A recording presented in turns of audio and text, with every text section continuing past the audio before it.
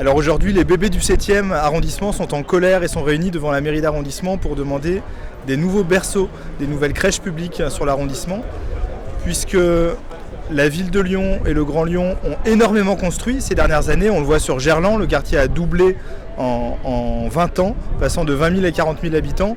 Les promoteurs immobiliers se sont fait plaisir, mais la puissance publique n'a pas accompagné le mouvement avec des équipements publics pour répondre aux besoins des familles. Donc les bébés aujourd'hui veulent se faire dorloter en crèche, ils réclament de nouveaux berceaux et Lyon en commun propose de créer 3-4 crèches publiques sur le prochain mandat pour rattraper le retard sur Gerland.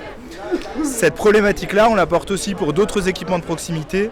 Je pense aux gymnases, aux salles associatives, aux écoles qui sortent aujourd'hui en préfabriqué sur Gerland. Et donc on souhaite que les équipements publics puissent être à niveau. Nous financerons ces nouvelles crèches en majorant la taxe d'aménagement qui s'applique aux promoteurs immobiliers qui construisent aujourd'hui beaucoup mais en payant peu.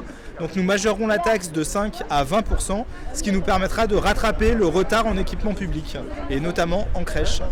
Et bien, Lyon en commun, c'est avant tout une liste d'habitantes et d'habitants qui s'engagent en politique et pas forcément des militants de partis. Donc Lyon en commun présentera des têtes de liste dans les 9 arrondissements de Lyon et dans les 6 circonscriptions métropolitaines. Et un certain nombre de têtes de liste sont des citoyens qui ne sont pas encartés. Cela ne veut pas dire que Lyon en commun n'est pas soutenu par des mouvements politiques. On a 4 ou 5 mouvements qui parrainent Lyon en commun et qui nous soutiennent, des mouvements nationaux ou des mouvements locaux. En colère, ils voteront Bérard Gilbert, les bébés veulent du lit.